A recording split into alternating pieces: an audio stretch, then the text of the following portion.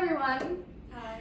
Before I begin my speech today, I want to start off with a story. So about 2 semesters ago, I was taking a class known as body shaping, and basically we would just perform workouts and different exercises. And my professor goes, "Okay everyone, we're going to start with push-ups." And my best friend looked at me and she was like, "Emily, I don't know how to do a push-up."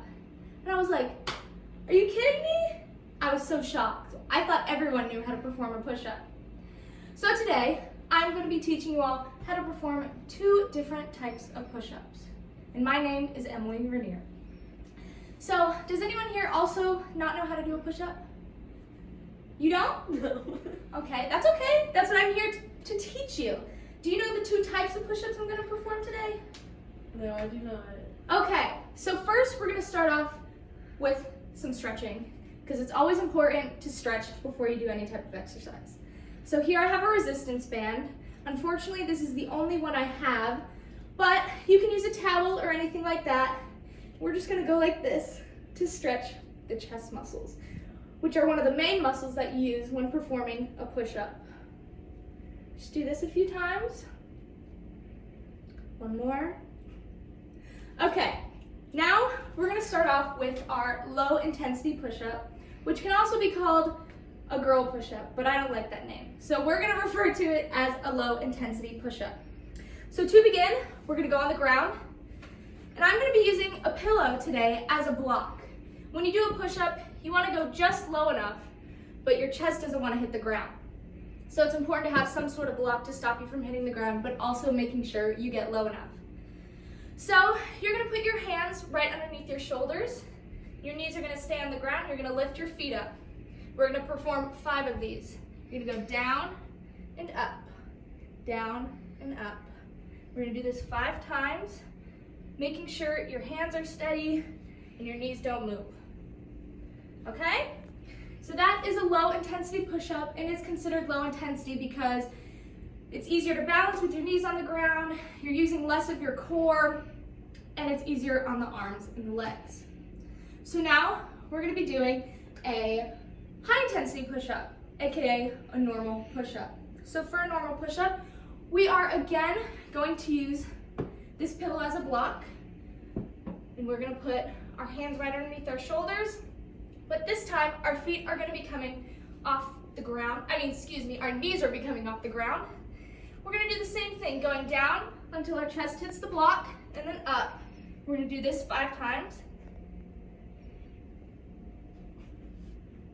And that is a high intensity push-up. And that is because it's using more of your core, so it's more difficult to balance, using more of your arms because you're pushing up more of your body weight. With your knees on the ground, you're honestly just lifting up your upper half. But when you have your feet on the floor and your knees up, you're pushing up all of your body weight, making it more difficult. And as you can tell, I'm a little out of breath because it is a more intense push-up. So let's recap. We learned the 2 different types of push-ups. We learned a low intensity and a high intensity push-up. Low intensity being knees on the ground, you're just pushing up your body weight. High intensity being knees up, feet on the ground, pushing up your whole body, using more of your core, needing to keep more of a balance, using more of your biceps and your chest muscles. And before I end, it is always important to end with a cool down stretch. So you can either use a resistance band if you have one, or just go like this. Really just cool down, get your heart rate back down. It's important to drink water when performing a push-up, or any type of exercise for that matter. So if you have water, take a sip. Now, does anyone have any questions? Do you guys feel that you now know how to perform the 2 different types of push-ups? Yeah. Okay, very good. Well, to recap one more time, we learned low intensity, knees on the ground, high intensity, knees up.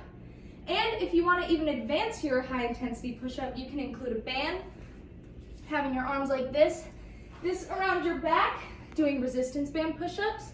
You can include clapping push-ups. Those are really difficult So if you're a beginner, I would definitely consider doing a low intense push-up to start off.